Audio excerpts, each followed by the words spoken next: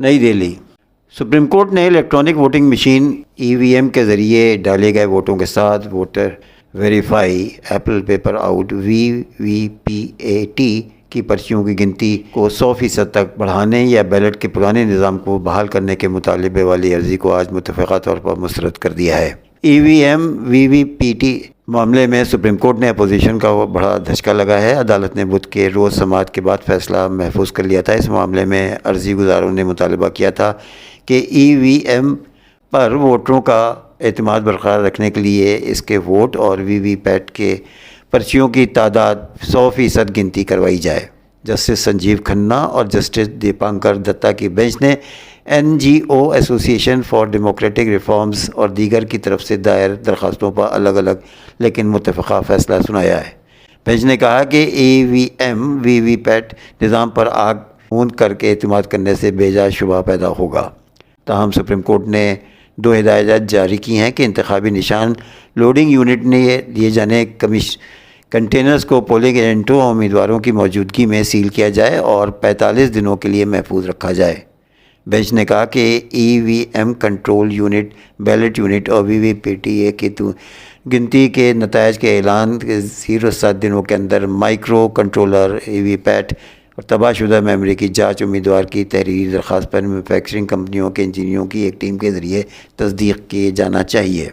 Bench نے کہا کہ اس عمل میں اٹھنے والے اخراجات درخواست دینے والے متعلقہ امیدوار برداشت کریں گے۔ اس کے برعکس اگر EVM کے ساتھ چھیڑ چھاڑ پائی جاتی ہے تو درخواست کرنے والے امیدوار اور امیدواروں کو جو بھی خرچ ہوگا وہ واپس کیا جائے۔ بینچ نے کہا کہ اس نے EVM اور VVPAT پروٹوکول کا مطالعہ کرنے کے بعد یہ ہدایات جاری کی ہیں۔ سعودی عرب نے دارالحکومت ریاض میں سفارتی کوارٹر میں پہلی بار شراب خانہ کھول دیا ہے۔ غیر ملکی خبر رساں ایجنسی کی رپورٹ کے مطابق سعودی حکومت سرکاری طور پر دارالحکومت میں شراب خانہ کھلنے کی تصدیق نہیں کی ہے، تاہم سفارتکاروں کو خصوصی ایپ کے ذریعے اجازت نامہ حاصل کرنا ہوگا۔ رپورٹس میں کہا گیا ہے کہ کسی بھی مہمان یا 21 سے کم عمر فرد کو اسٹور میں جانے کی اجازت نہیں ہوگی، جبکہ دکان میں فوٹوگرافی اور موبائل فون کا استعمال نہیں کیا جا سکے گا۔ قبل ازیں رواں سال کے آغاز میں خبر سامنے آئی تھی کہ سعودی حکومت نے تاریخ میں پہلی بار ملک میں شراب خانہ کھولنے کی تیاریاں شروع کر دی ہیں۔ خبر رساں ایجنسی رائٹرز نے اپنی رپورٹ میں دعویٰ کیا تھا کہ دارالحکومت ریاض میں ملک کا پہلا الکوہل اسٹور خصوصی طور پر غیر مسلم سفارتکاروں کے لیے کھولا جائے گا۔ صارفین کو شراب کی خریداری کے لیے موبائل ایپ کے ذریعے اندراج کرانا ہوگا اور وزارت خارجہ سے کلیئرنس کوڈ حاصل کرنا ہوگا۔ صارفین کو ان کے ماہانہ کوٹے کے مطابق شراب فراہم کی جائے گی۔ برطانیہ نے اسرائیل پر ڈرون میزائل حملوں کے جواب میں ایران کی ملٹری ڈرون انڈسٹری پر نئی پابندیوں کا اعلان کر دیا ہے۔ ایک خبر رساں ایجنسی کے رپورٹ کے مطابق برطانیہ نے نئی پابندیوں کا اعلان امریکہ اور کینیڈا کو اعتماد میں لے کر کیا ہے، جس کے نتیجے میں 4 کاروبار اور ڈرون کمپنیوں کے نیٹ ورک کے 2 ڈائریکٹر زد میں آئیں گے۔ رپورٹ میں بتایا گیا ہے کہ برطانیہ کے اس اقدام کا مقصد ایران کی ڈرون حملوں کی صلاحیت کو محدود کرنا ہے۔ برطانیہ کے سیکرٹری خارجہ ڈیوڈ کیمرون نے بیان میں کہا ہے کہ ایران کے اسرائیل پر خطرناک حملے سے ہزاروں شہریوں کی زندگی خطرے میں ڈال دی گئی ہے اور خطے میں کشیدگی پھیلنے کا خدشہ پیدا ہو گیا ہے۔ انہوں نے کہا کہ آج برطانیہ اور ہمارے شراکت داروں نے واضح پیغام دیا ہے کہ ہم ایران کے خطرناک عزائم کے ذمہ داروں کو کٹہرے میں لائیں گے۔ برطانیہ کی جانب سے بیان میں یہ بھی کہا گیا کہ ایران کو ڈرون اور میزائل کے مواد کی برآمد پر بھی نئی پابندیاں عائد کی جائیں گی تاکہ ملٹری صلاحیت محدود کرنے کی کوشش کی جائے۔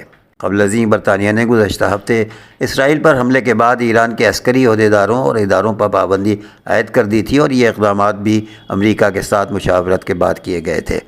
خیال ہے کہ ایران نے شام کے دارالحکومت دمشق میں قونصل خانے پر حملے کے 2 ہفتوں کے بعد جواب میں 13 اپریل کو اسرائیل پر ڈرون اور میزائل حملہ کیا تھا، جس کے بعد مشرق وسطیٰ میں حالات مزید خراب ہونے کا خدشہ پیدا ہو گیا تھا۔ امریکی یونیورسٹیوں میں فلسطینیوں کے حق میں مظاہرے یورپ تک پھیل گئے۔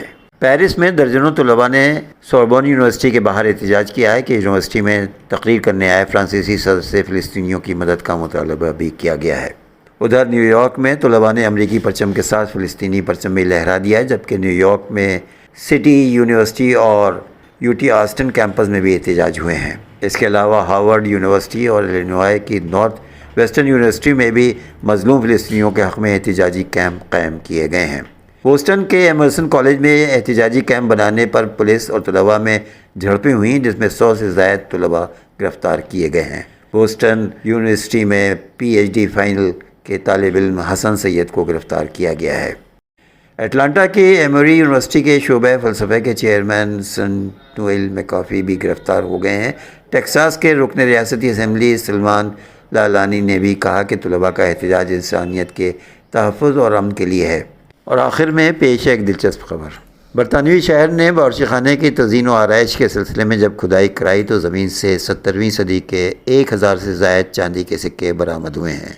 میڈیا رپورٹس کے مطابق رابرٹ فاکس نامی شخص نے اپنی بیٹی کی کینن فاکس کی فرمائش پر اپنے باورچی خانے کی تزئین و آرائش کا کام شروع کیا تو کھدائی کے وقت کچھ دھاتی سکے برآمد ہوئے۔